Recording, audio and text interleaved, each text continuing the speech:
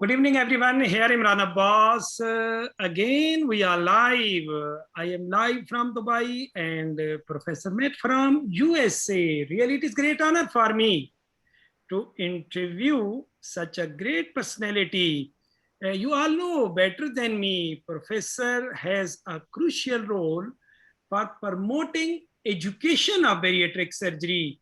As all of you know, so we have started this series of safe sleep gastrectomy since July 2021 with Professor Patrick Noel, who is also well-known bariatric surgeon. And just till this time, every week we had someone who was expert of sleeve gastrectomy. What is our target? Our target is to convey our message. So because still sleeve gastrectomy is the most common bariatric surgery at the globe. So, but again, we had some complication, some issues after sleeve gastrectomy. In this series interview of safe sleeve gastrectomy, we have tried our best to convey this message. If you follow proper tips and tricks, then you will face less complication. I will not take the time. Sir, so much thanks. Sir, over to you. Imran, thanks very much. It's a pleasure to be part of this forum today. Congratulations on your work with the Global Laparoscopy and Robotics Group. I think this is a wonderful forum to disseminate educational material, to make sure that best practices are being distributed worldwide, and a great chance for people to come on and discuss their techniques as well as the data behind why they perform certain operations. Sir, so much thanks. And because so we have some questions because these are repeated questions. And I know you, but so this because routine. Sir, your brief introduction. Sure, of course. So I'm Dr. Matthew Kroh. Currently, I'm the Vice Chair of Innovation and Technology at Cleveland Clinic in Cleveland, Ohio. I'm a professor of surgery in the Cleveland Clinic Lerner College of Medicine. Just 3 months ago, I left my previous position as chair of the Digestive Disease Institute at Cleveland Clinic Abu Dhabi, just down the road from you, Imran. And I practice foregut surgery, bariatric surgery, and surgical endoscopy.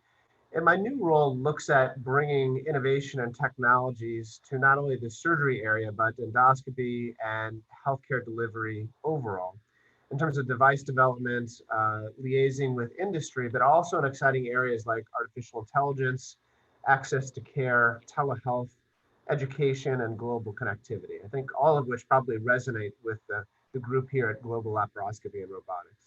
So it's a pleasure to be here. Definite, sir. Excellent, sir. So now, in my opinion, present is with technology, not future. So we cannot ask the future of surgeries with technology, present of surgeries with technology. Sir, please share what your journey in bariatric surgery. So I completed my residency at the Cleveland Clinic in Ohio, and I did a fellowship in advanced laparoscopic surgery, bariatric surgery, and surgical endoscopy in 2007. After that, I was hired onto the faculty here at Cleveland Clinic in Ohio, where I progressed to the academic ranks of assistant and associate professor. In my fellowship, I learned bariatric surgery from highly regarded mentors and friends, including Dr. Phil Schauer, Dr. Tom Rogula, Dr. Stacy Bredhauer, and specifically Dr. Bipan Chand, who trained me not only in the technical aspects of metabolic and bariatric surgery, but also training, research, and education. Sir, excellent, excellent. And definitely today we will have so this discussion will be very fruitful, especially for my viewers and myself. Definitely I will learn a lot tonight. Sir, when and why have you started sleeve gastrectomy? Well, at the time of my training, we were doing a lot of Roux-en-Y gastric bypass and some revisional work. And sleeve gastrectomy, as everyone knows, was initially shown to be the first step of the two-stage procedure to duodenal switch. And what was discovered was that sleeve gastrectomy became an effective standalone operation that led to its rapid adoption, not only in the United States, but worldwide. And sleeve gastrectomy, as the most common operation, is a critical part of treatment of obesity and weight-related diseases. It shows significant efficacy, durability, and improvement or resolution of weight-related comorbid disease. In addition to that, it probably has a better safety profile and reproducibility, which make it, in some ways, an ideal operation for many metabolic and bariatric surgeons. And I think that's why it's so popular worldwide. Yeah, definite, sir, definite. Sir, now we are in 2021 and you have started now more than 1 decade. You are practicing bariatric surgery at this stage. So what percentage of your bariatric surgery belongs to sleeve gastrectomy? So it's a great question, and I'll answer that in two ways. One in my current practice in the United States, and then one most recently in my practice in the UAE. So at the Cleveland Clinic in Ohio, we have a high national and international referral base. So we see a lot of complex operations, complications, and revisions. So sleeve gastrectomy is about 1/3 of my operation here. So 1/3 sleeve gastrectomy, 1/3 Roux-en-Y gastric bypass, and 1/3 revision. In the UAE, sleeve gastrectomy was more common than it is here, and the number of complicated revisions and complications was less. So sleeve gastrectomy was about 40% of my practice in Abu Dhabi, maybe a quarter to 1/3 of my practice here in the United States. Excellent, sir. Sir, because we are surgeons, so definitely progressively we evolved our technique, any type of surgery for better results. So can you highlight so those points that evolved in your personal technique for better results? Yeah, I think my experience in performing sleeve gastrectomy mimics how sleeve gastrectomy has been practiced worldwide. So when it was first introduced, there was a concern about encroaching on the esophagus, especially at the angle of His. So there's a tendency to leave more fundus in place. And that was probably in the mid to late 2000s. What we realized long-term is that leaving fundus didn't result in a better safety profile and probably contributed to reflux and weight regain long-term. We also realized around that time that thinner, a smaller measuring device isn't necessarily better. And that once you get to around a 40 French bougie, that weight loss isn't better with a smaller sizer, but that reflux probably goes up. The other principle that we learned from experience, and part of that experience was revising operations, is that the staple height is critically important. The antrum is thicker than the body, which is thicker than the fundus, and that the way in which the stapler is applied to the stomach is critically important too. That the plane of stapler has to remain constant, that there can't be a torsion or twisting of the staple lines going upwards. So in my own personal progression in terms of how I do the operation, obviously laparoscopically, I use a four trocar technique, 3 5mm trocars, one for the surgeon's left hand, one for the camera, and one for an assistant. And then I use a 12 or 15, and I use a bigger trocar because obviously we put a stapler through there and I oversew my staple line, but that's where the specimen comes out too.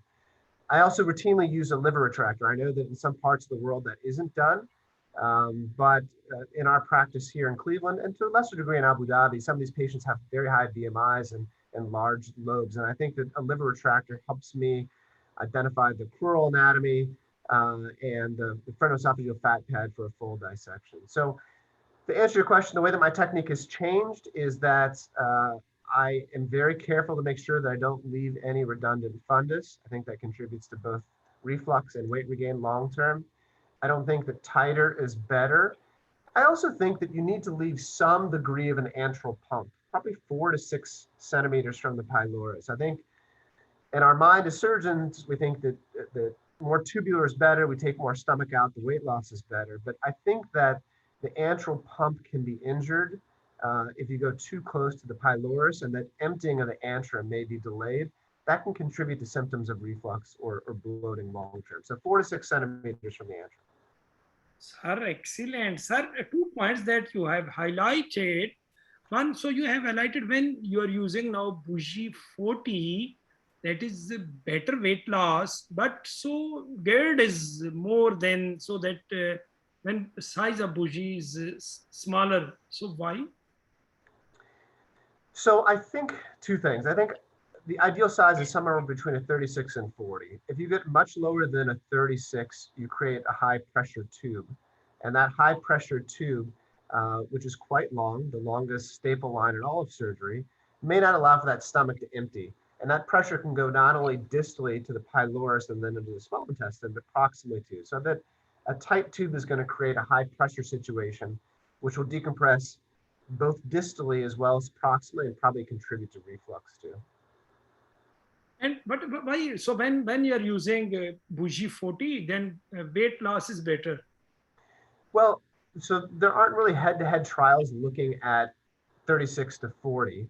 And remember, I also oversew my staple line. So I have an additional imbrication. So I use a running imbricating suture. So I choose a 40 French, whereas I think a 36 is probably fine too. I think below 36 gets to be small, though some of my partners will use a 34. But I use a 40 and I oversew it. So the functional lumen gets to be a little smaller than a 40 French after the stapler. Sir, excellent. Sir, we are interested to see your any video. If you have any video, please share. Yeah, sure. Do you want me to show it now? Yeah. All right. Then definitely we will see some points in your video and we will discuss.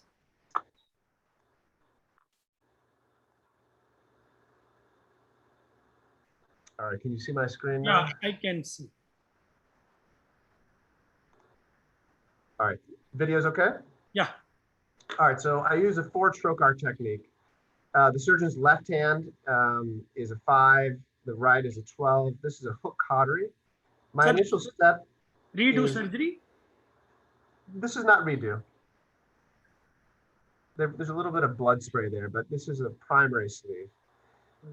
My initial approach is to dissect off that esophageal fat pad, which I showed you, and identify the anterior left crus. I think this is important because it helps you identify hiatal hernias, and it allows for a complete exposure of the left crus. And I'm going to eventually bring this dissection of the short gastrics up to that left crus too. This is an ultrasonic shears with lateral retraction. This is dissection at the spleen, which is a little tighter than usual. I stand on the patient's right side. I do not use split legs. The assistant is on the left, and there's a Nathanson liver retractor here. The stomach is being retracted medially, and all the attachments to the spleen are taken so that I can see that entire extent of the left crus. You can see that the short gastrics are taken. These are retroperitoneal attachments to the spleen, and then the posterior stomach here. I think it's really very important to make sure that there's not redundant fundus, and an extensive dissection back here will let you create that tube that you like and make sure that there's not redundant fundus. Once the whole extent of the left crus is identified and a hiatal hernia is excluded, after that initial dissection, then I go from the patient's left side toward the pylorus. And this is the lesser sac, which is being exposed here. Again, ultrasonic shears. I like this video too because it also shows how the mesocolon and the retroperitoneum can be fused. And you want to find that retrogastric space. This is a similar dissection that I use for Sadi procedures to get down to the pylorus. But it makes sure that you don't injure any of the vasculature to the transverse colon, like the middle colic vessels. This is a Medtronic stapler. This is a purple firing tri-staple. If I use a J&J stapler, I would use a couple of green loads. This is a 60 millimeter. I do not have a bougie for the first staple firing. I'm within 4 to 6 centimeters of the pylorus. I stay far away from the lesser curve. After that first staple firing is down, then a 36 to 40 French bougie is inserted, and I push this all the way into the duodenum. Gentle lateral retraction on the short gastric vessels. You don't want to pull this too tightly. Let the stomach lie there in position. These are 60 millimeter purple staplers. Again, this is the Medtronic device going up to that initial dissection at the angle of His. Lateral retraction, making sure that those staple lines are not twisting, which can create a functional obstruction. And because we did that extensive dissection on the left crus and the esophageal fat pad, we're not stapling through fat, and there's no fundus that is retained there. The other thing you want to do is make sure that all those staple lines are in the same plane once that is done. So I put the specimen over by the gallbladder, for the next part of the operation, and I leave the sizer in. So 40 French bougie, and then I freehand over sew the staple line. So these are a series of Lambert sutures.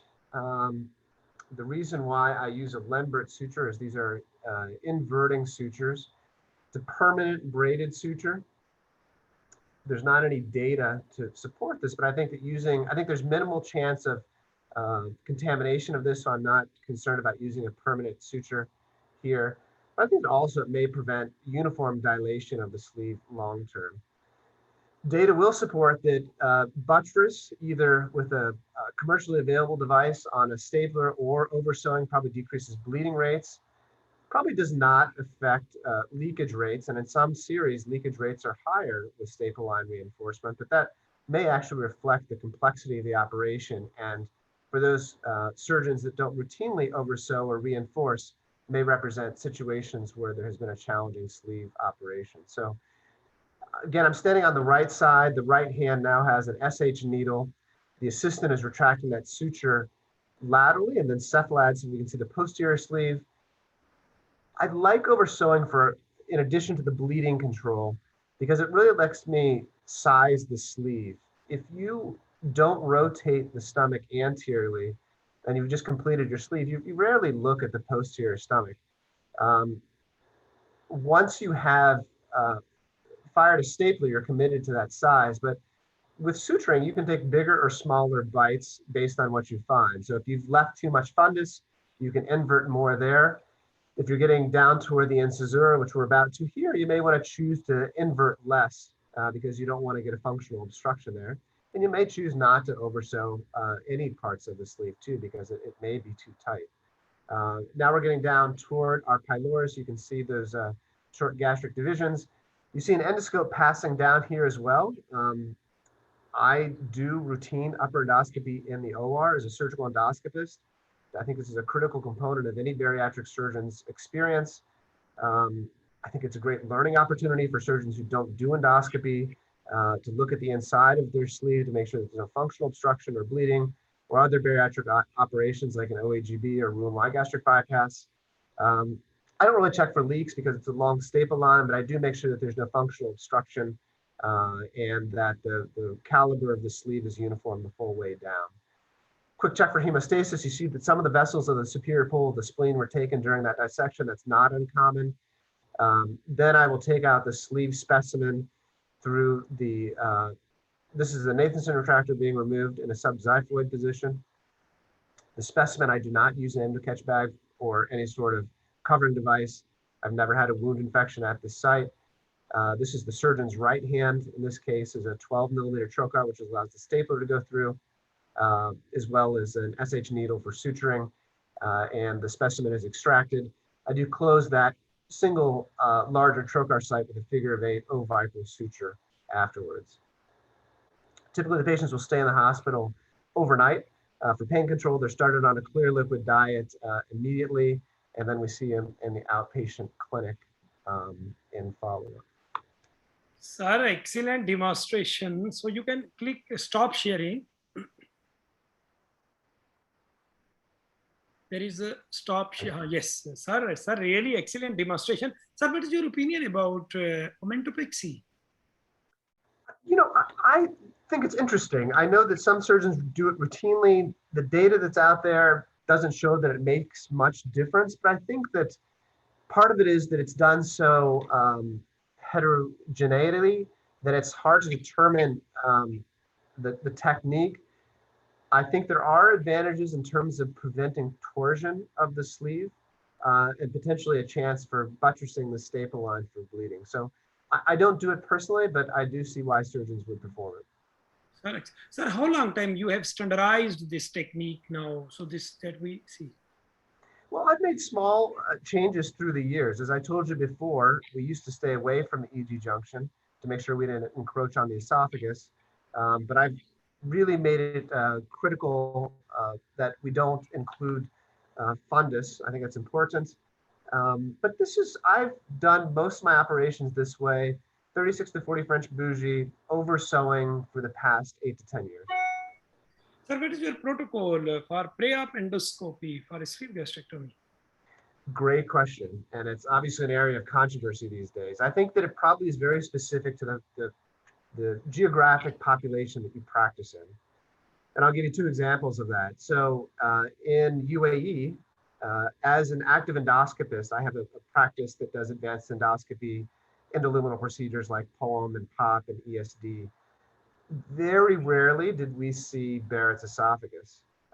But in Western European and North American populations, we know that Barrett's exists in about 10% of patients. So my protocol is to do an upper endoscopy in patients that have foregut symptomatology, dysphagia, reflux, regurgitation, or that have a known hiatal hernia.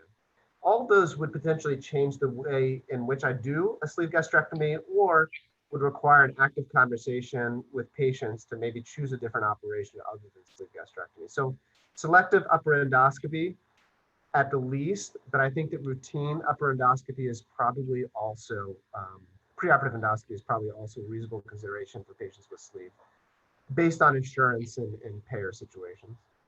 Yeah. And what about H. pylori eradication? Yeah, the data on this is tenuous. In anastomotic operations, there are some smaller retrospective series that have shown that active H. pylori infection can result in anastomotic complications. But in regions like the UAE, where the incidence of H. pylori is probably upwards of 35%, in symptomatic patients, I will screen for it and treat it. In asymptomatic patients, I don't treat it.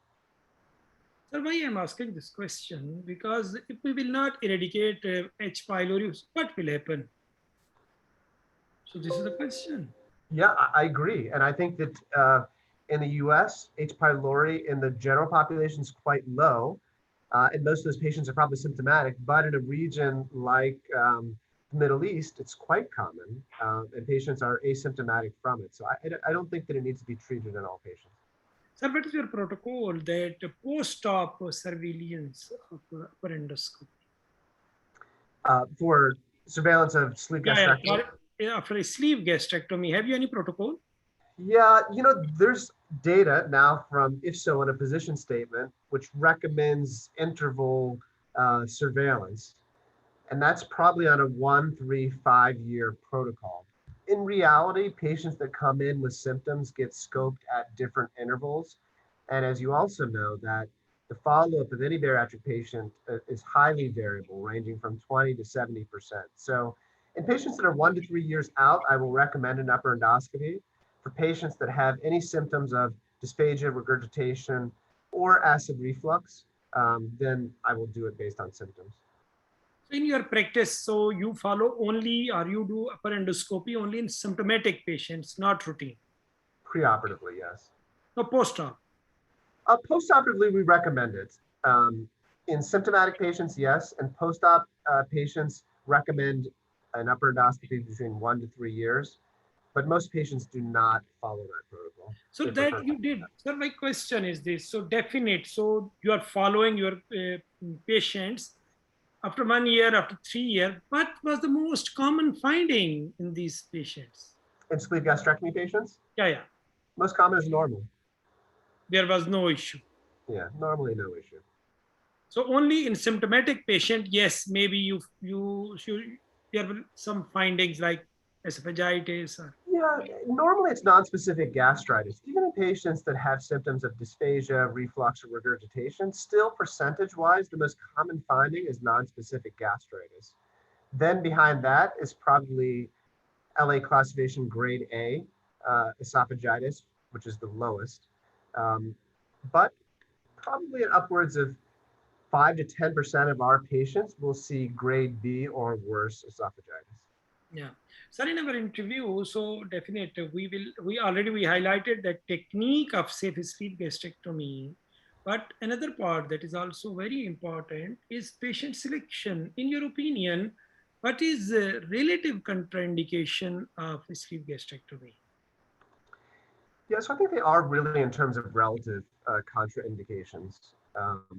I think that grade B or worse, LA grade esophagitis is a relative contraindication. I think probably grade D and probably C is an absolute contraindication. I think Barrett's esophagus, long segment, and with low or high grade dysplasia is a contraindication as well. So then if, so you highlighted the long, so when it will be short Barrett, so short segments, because especially in Asia Pacific, you know better than me, this is the most common in patients, in Barrett patients, not only all the patients, then there is no issue. We can go ahead for surgery. I would be very cautious. I think that in short segment, even non-dysplastic, I would be cautious to do that. I would have a conversation that we know that sleeve gastrectomy can increase the rates of reflux afterwards. We know that both bile and acid reflux contributes to Barrett's esophagus, and we don't know really how often non-dysplastic Barrett's epithelium progresses. It's probably low. And in most patients that come in, they're asymptomatic. It's probably been there for a long time. But I think you have to very clearly outline to patients what those implications are, and then be absolutely certain that they come back for follow-up, because we don't want to put these patients at risk for development of carcinoma. Sir, what about hiatal hernia? So till which size you will go for sleeve gastrectomy? I think 2 centimeters and under is fine. I think 3 to 5 is kind of a gray area, dependent on the patient and other factors. And I think greater than 5, I would recommend another operation. Excellent. Sir, any technique, any point, so that we must do, like some person they do, so this gastropexy with this just we Kroh and something like this. So to prevent migration of sleeve to mediastinum, are you agree? I'm not sure you need a gastropexy, but I think that the technique that prevents transhiatal migration of a sleeve is identification of a hernia. I think that in most circumstances where a sleeve herniates into the chest, there was probably either a hernia there to begin with and it was missed, or more commonly, especially chronically, patients who have a lot of weight loss also lose weight around the esophagus. Typically in that retroesophageal position, there can be almost like a lipoma. And that goes away like fat in the rest of the body does. And when that goes away, now there's a hernia there, and you tend to get herniation there. So I think that most transhiatal migration of sleeves are probably secondary to either an undiagnosed hernia at the time or weight loss, and then loss of that posterior esophageal fat pad or lipoma, and that allows for migration. So if you just this, if you see, so this lipoma in large size, so are you prefer to remove and chloroplasty? Yeah, I do. I think that you only will recognize that if you're doing a posterior dissection. They tend to be retroesophageal and within a hernia sac. Now that may just be peritoneal fat that is herniated, and it is just a hernia. But I think if you do a posterior dissection, a circumferential esophageal dissection, and a posterior repair, you don't always have to resect it necessarily at the time of the sleeve, but you have to reduce it so that it's intra-abdominal, and then you can do a true crural repair. If you leave it in place, then that's going to be a lead point for recurrence long term. But sir, routinely you never prefer to do dissection at that area routinely.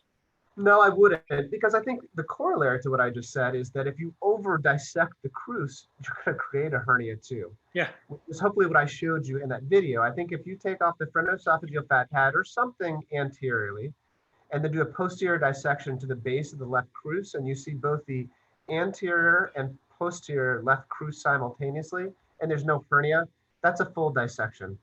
I wouldn't get out the right crus routinely unless I know that there's a paraesophageal hernia.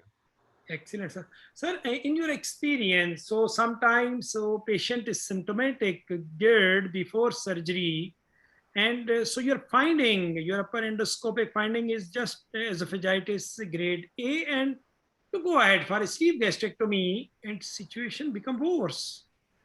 Have you faced such a situation? I have, and there are lots of scenarios as to why it becomes worse. So there's a situation where there is an anatomically incorrect sleeve, and that is either now a hyohernia, the stenosis at the incisura, or most commonly a torsion, which is functional. There are others that now have an anatomically normal sleeve, no hernia, but they probably have an incompetent lower esophageal sphincter, and those patients often manifest with significant reflux esophagitis, grade C or worse.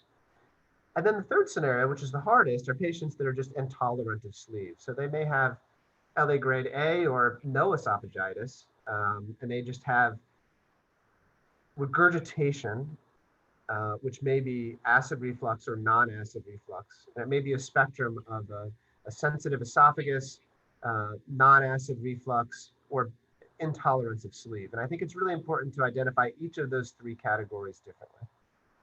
The definite. So you have also faced your own patient or referred patient that is suffering with intractable GERD after a sleeve gastrectomy. So what is your preference in such a case? Well, I think they need a careful workup. So they need an upper endoscopy to make sure that there isn't significant esophagitis and that anatomically the sleeve is correct. No hernia, no torsion, and no stenosis. In an anatomically normal sleeve with significant esophagitis, usually the best option is conversion to a Roux-en-Y gastric bypass. Roux-en-Y gastric bypass is the ultimate antacid operation of the operations we perform. It separates those parietal cells. It changes the long tubular sleeve, which may be a high pressure situation, to a low pressure volume pouch, and eliminates most, not all, but most of the parietal cells. And a vast majority of times that will significantly improve reflux. And the data supports that too. Sir, excellent. Sir, one of the nightmare after a sleeve gastrectomy is a leak. So what we must do to prevent such a nightmare? Yeah, you're right. So step one of treating a leak is preventing it from ever happening. So the most common cause of sleeve leak now is torsion or narrowing at the incisura. So even though the leaks occur just distal to the esophagogastric junction, it's usually from either an actual or functional obstruction at the incisura. So we need to make sure that the staple lines are not twisting, that they're in the same plane as we fire the stapler to create the sleeve. And it's very important to make sure that we don't encroach on the lesser curve of the stomach to make it too narrow at the incisura. Excellent. So sometimes, sir, during surgery, so we can see there is some twist, and that will be definite a functional obstruction. So surgeon, what do at that stage? So there is a twist now. Yeah. So if you're in the operating room, you just did a sleeve and there's a twist. It depends how severe the twist is and what the patient's consented for. If the patient's consented for both a sleeve and a gastric bypass and it's a severe twist, you may want to consider converting there. A lot of times that will calm down, and I think that that may be a good opportunity for an omentopexy. Sometimes in omentopexy too, the staple line allows that twist to straighten out, and patients can do okay. Yeah, definite. Sir. So because if they will not correct this, so definite, maybe it will be functional obstruction, and they will face more and more issues and problems. Definite. Yes. Sir, also because you have highlighted your first stapler, because this is very important, because now I have completed, I think, more than 20 interviews about safe sleeve gastrectomy, and I can highlight more than 90%, they are starting 2 centimeter from pylorus, and they are one big name of bariatric surgery, and also they have different ideas, so especially weight regain. But it was very interesting for me. So you are starting 4 to 6 centimeter. So which percentage of your patients are suffering with weight regain? Well, it's hard to know. And I would say that probably 4 is ideal. You don't want to be so far away that you leave a lot of antrum and that creates volume. But I think that going too close to the pylorus results in a loss of the antral pump. Part of the problem with even a large program like ours that's been around for decades is that follow-up is highly variable. And even amongst our group here, there's variation in surgeon technique and style, and that changes over a year too. So I think that many patients will have some degree of weight regain. And the impact of that is dependent not just in terms of weight regain, but reaccruement of weight-related comorbid disease, diabetes, hypertension, hypercholesterolemia, and then how patients feel about that. So I think it's really hard to gauge what % of patients will have weight regain. Numbers in the literature show that maybe up to a third to half of patients will regain half of their weight around 5 years. And I think that's fairly consistent with our group. There's not a specific technique, even in our large database, and large national databases don't have such specifics for that yet, to say that one of those techniques is better than the other. So in case of weight regain, so there is no GERD, no issue, but only weight regain. So which technique? Yes, weight regain. Yes, we know. No weight regain after 3 year, 4 year, and also patient is now near to same weight that was before surgery. So what do you suggest in such a situation? They're tough situations, and you have to remember that obesity is a chronic, lifelong disease, and that it requires multiple care practitioners to take care of patients. So part of that involves nutritional assessment, psychological evaluation, and then medical subspecialties as needed. And I think that this is a great role for obesity medicine, which is rapidly expanding in our field. Assuming all that is done, I think you look at the patient. You look at their BMI, the weight-related comorbid conditions. Converting a sleeve gastrectomy to Roux-en-Y gastric bypass can be a good operation for GERD, as we talked about before, but it's not a good operation for weight regain long-term. Yeah. Now, you have to be cautious about what you offer them. I think that a more malabsorptive operation than a Roux-en-Y gastric bypass usually results in better outcomes from weight-related disease. Depending on your practice, that is either a SADI or an OAGB in terms of weight loss, if patients have been evaluated by all those caregivers. But that's typically what we prefer. Or for patients who have GERD, then a long BP limb Roux-en-Y gastric bypass. Definite. So we must increase that hypoabsorptive or malabsorptive component dominant, then we can achieve. Sir, another scenario, sometimes, so same patient, like other patients, same technique, everything is same, but so that weight loss stuck. So after 3 months, 4 months, okay, then there is no weight loss. And so patient is, there is a concern. So what we must do in such a situation? I think in the early postoperative period, or even intermediate, a lot of that is diet counseling, physical therapy, and intensive medical management. I would not rush to re-intervene in a patient that's 3 to 4 months stalled after sleeve gastrectomy. So what about your GLP derivatives? Are you agree with these? Yeah, I think those are good options. And that's where I think that either for surgeons who prescribe anti-obesity medications or in practices that support obesity medicine specialists, great opportunity for that 3 to 4 month outpatient that has stalled weight loss. Sir, patient and patient selection, I have a question. Patient is sweet lover, patient is grazer. Okay, and also some psychological issues, so like bulimia, not dominant, but yes. So can we go for sleeve gastrectomy in such a case? Well, I think if you're going to perform any operation, because of the relatively low implications of nutritional deficiencies and compliance, if you were to offer an operation, a sleeve would be the best operation for that patient. But I would be very hesitant if there are maladaptive eating behaviors that haven't been fully addressed by a psychologist. And that's part of the goal of a multidisciplinary team, is to make sure that every team member has a voice. And if any team member feels like a patient should not undergo an operation, that all would agree to it. Sir, it means so patient selection is very important. So especially for better results. Agreed. Absolutely agree. And it is absolutely a team effort. The surgeon is one piece of that. Yeah, sir, as I know, so definitely you are a great surgeon, and also, in my opinion, you are also a bariatric endoscopist as well. So what is your opinion about endoscopic gastroplasty? Yeah, it's exciting. It has taken off in many places around the world. I think that with many, not just ESG, but other endoluminal treatments, we have to be careful as surgeons to not compare them to surgical interventions. The effectiveness and durability will not be equal to our operations, and that's fine. These are for patients that have lower BMIs, that have lesser burden of metabolic disease, and that may not be eligible for surgery otherwise. So they may not tolerate general anesthesia. They may be high risk otherwise, or low BMI, or simply don't want surgery. So there's a middle group between medicine and surgery, and I think that endoluminal therapies, including ESG, fit into this group. Sir, what about so redo, not only redo? So if someone is suffering with the weight regain, so can we resize the pouch with the endoscope in such a situation? Yeah, and there's two ways to resize a pouch. You can do an anastomotic reduction, which is probably more effective. We also used to shrink down the pouch with suture plications of the pouch. Those are probably a little less effective than anastomotic reduction.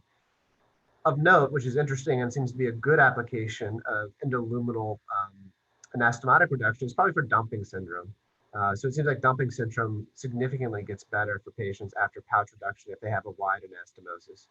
But when you perform these procedures, I think it's really important to get expectations from patients. Yes, they're low morbidity, few complications, and they're typically performed as an ambulatory procedure, but they're not as durable as surgical intervention.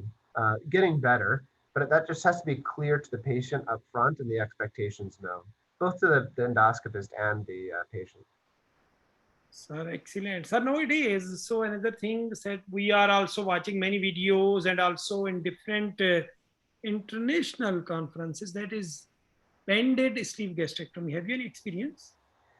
I don't have any experience.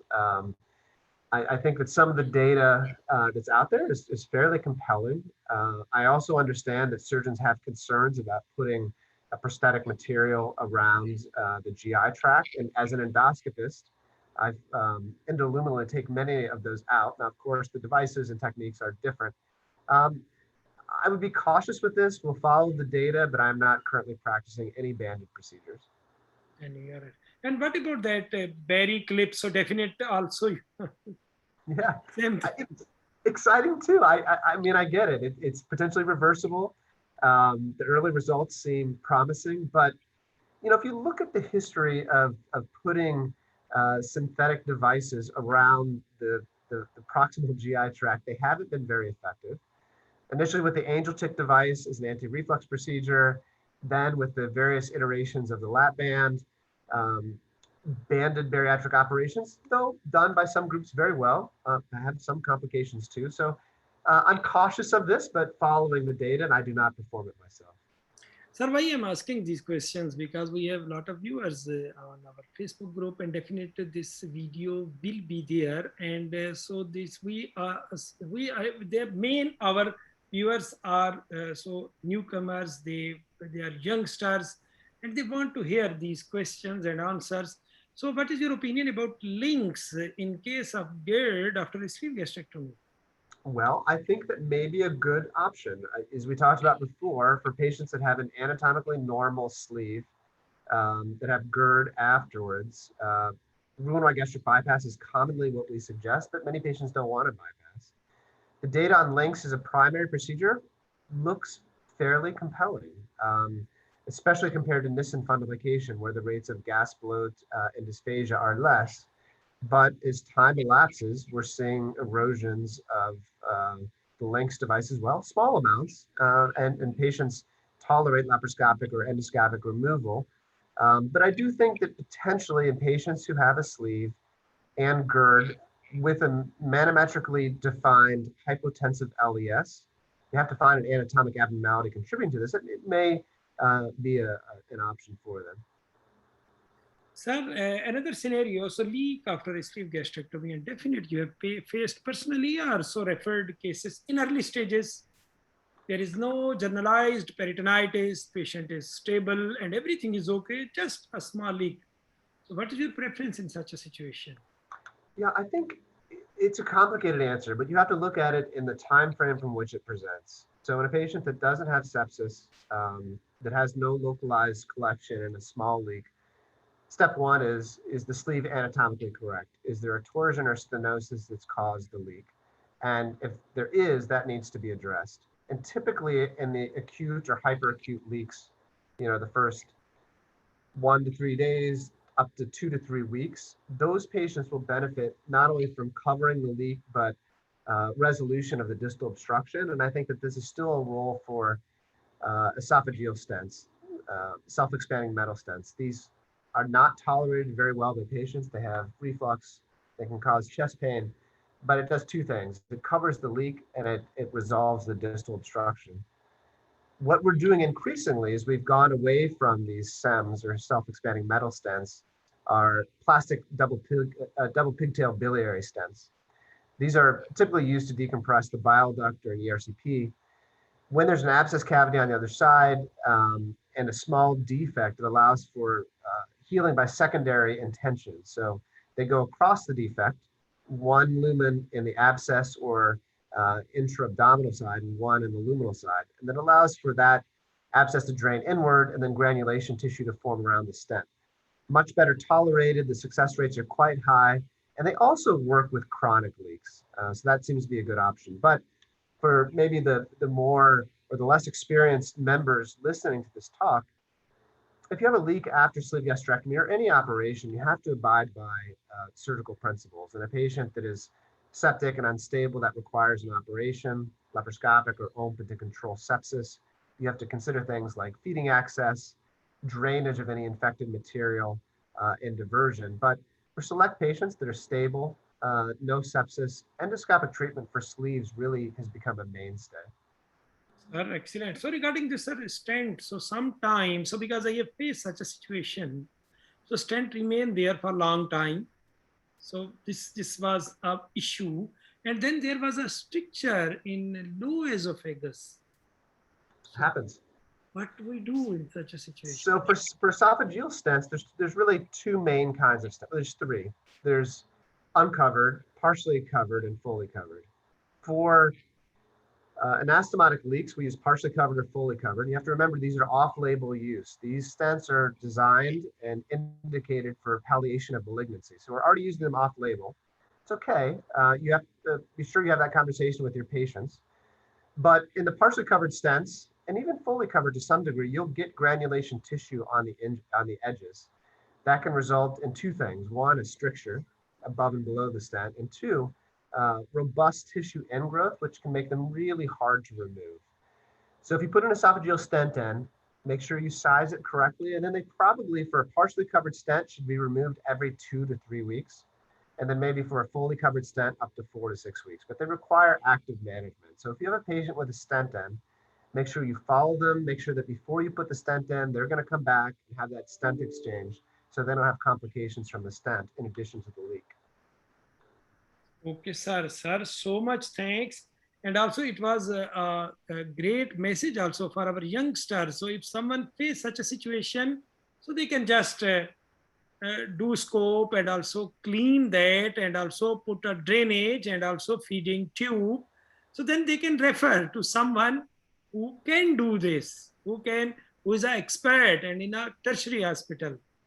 Absolutely. And I think this talk today is an example of this. We have friends and colleagues around the world that are great sources for advice and referral, and we have wonderful networks. So utilize your local, regional, and international network to help you provide better care for your patients. Sir, I also see here in Dubai, so in early stages, some of our endoscopists, they use clips. Have you any experience?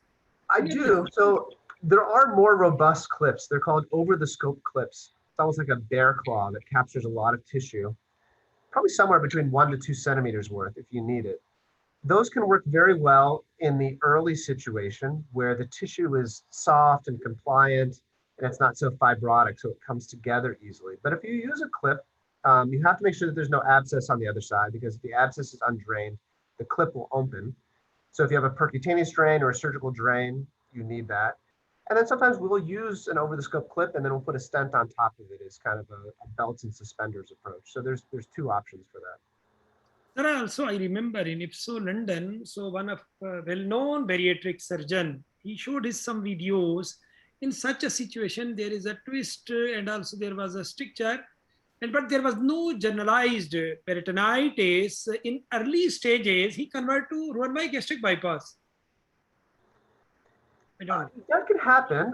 Sometimes that's the end stage. So if you have a very badly twisted and stenosed sleeve and you know that endoscopically you're not going to fix it, in an ideal situation without contamination, you can convert it. But that would be for a highly select patient without systemic sepsis, without an abscess, and also with someone that has such a fundamentally flawed sleeve that ultimately they're going to need surgery anyway. But I think that is an unusual circumstance. Sir, you have a definite vast experience of bariatric surgery, and you are also a great mentor and also a master surgeon and all over the world. So how you see the future of a sleeve gastrectomy? What is your personal opinion? Well, I think that the history of bariatric surgery has shown us that many operations have come and gone. And that is in tandem with two things: a worldwide epidemic of obesity and the adoption of laparoscopy. I think that sleeve gastrectomy has its place. It will continue to be popular um, in the select patient group. Now that we have newer, uh, more effective from a weight loss standpoint, malabsorptive operations, maybe sleeve gastrectomy again will be a stepwise operation in the chronic treatment of obesity. But I think that despite some of its shortcomings in terms of GERD, in terms of weight regain, it's still a technically simple operation, but it's very nuanced. So I think for many of the listeners today, don't think that a sleeve is easy. In concept, it's simple, but the nuances to get good results are highly variable. Um, Having said that, we have good results. Sleeve will remain a preferred metabolic operation in many parts of the world, and it's here with us to stay. But as a specialty, we have a rapidly changing, very engaged colleagues around the world. So metabolic and bariatric surgery will continue to change and adopt and be aware of the literature, stay a part of this active discussion. Sir, another thing that we are facing also in the UAE, in Dubai, that is a really weight regain after a sleeve gastrectomy. That is a very common because I don't know, so people not follow, I have no idea, but really it's the most common. So I can ask, so side effect we can ask, think that after surgery we face weight regain. Some of our surgeon, they have started sleeve plus. So what mean plus? So they are adding that the loop of ileum to antrum. So this tight sleeve, this is not metabolic surgery. So patient is morbid obese.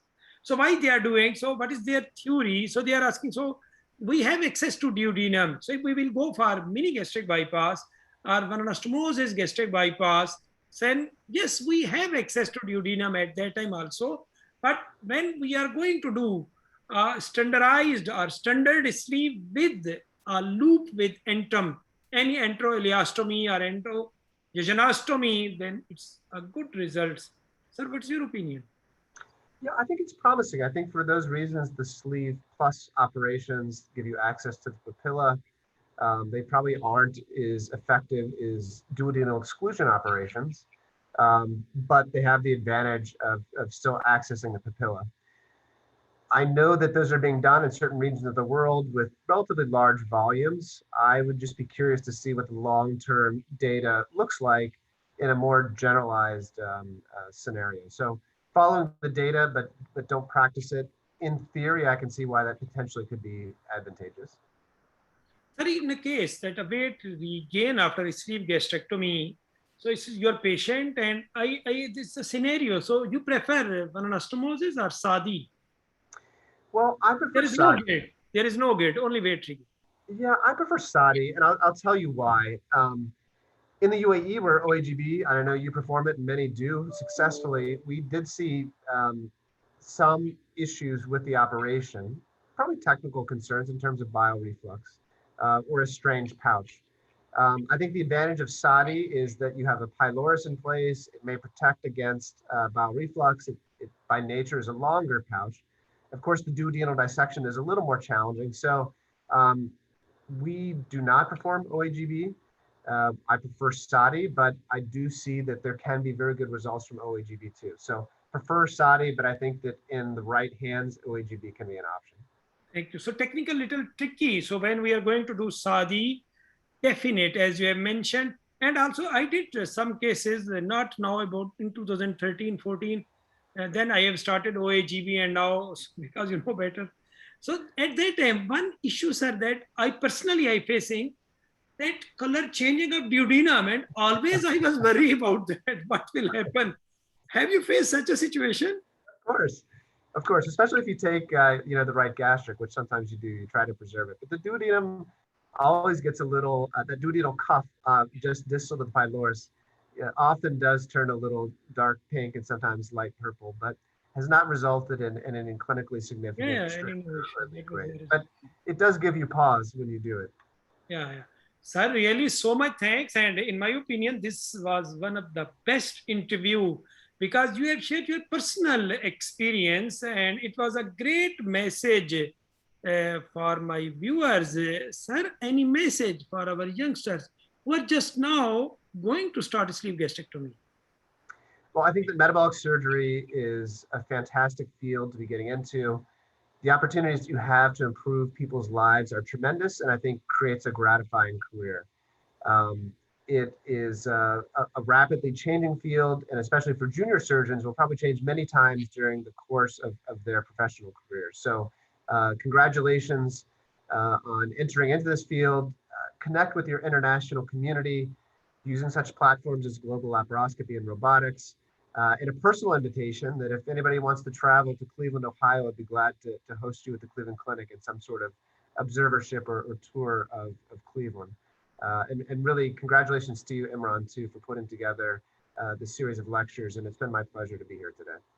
Sir, so much thanks. And definite, we accept your invitation for Cleveland Clinic. And also because we have a lot of fellows and I will stay in touch with you and we will facilitate because this is a dream for youngsters.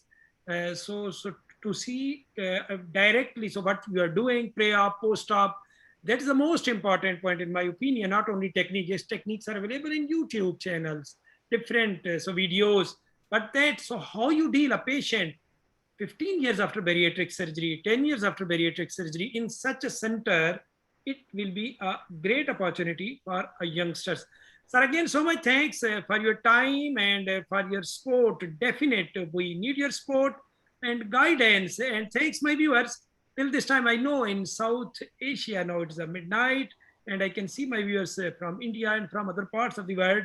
So still they are live with us, and also from other part of the world. We will continue our series, and in this December we will end, and we will have some obsession. So we need your support, and we need. If you have any question, you can ask in comments, and personally you can contact with me. Next week we will be again with another legend of bariatric surgery. Sir, again, so much thanks for your time, and God bless you. My pleasure, Imran. Be well. Take care, everyone. Thank you, sir. Have a nice day. Thank you, sir.